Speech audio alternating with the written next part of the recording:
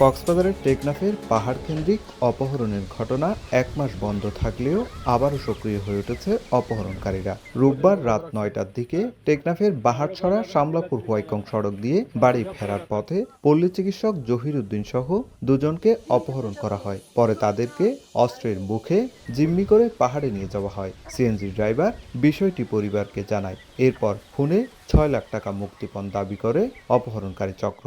ঢালারমুখ নামে একটি জায়গা রয়েছে, সেখানে অজ্ঞাতনামা একদল ডাকাত কর্তৃক তারা আক্রমণের শিকার হন এবং ডাকাত দল তাদেরকে ভয় দেখিয়ে মারধর করে সেখান থেকে মোহাম্মদ জহিরুদ্দিন এবং মোহাম্মদ রফিককে তারা গহীন পাহাড়ে নিয়ে যায়।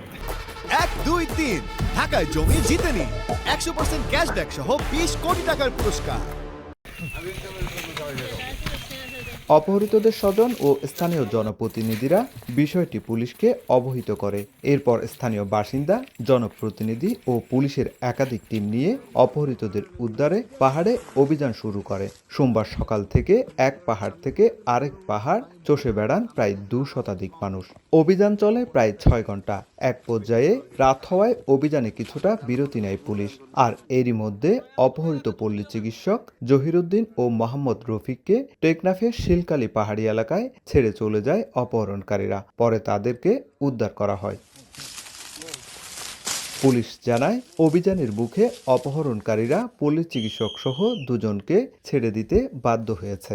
আমাদের এই অভিযানের প্রেক্ষিতে অপহরণকারীরা বেদি সন্ত্রস্ত হয়ে তারা আমাদের এই যে অপহৃত ভিকটিমদেরকে ছেড়ে দিতে বাধ্য হয়।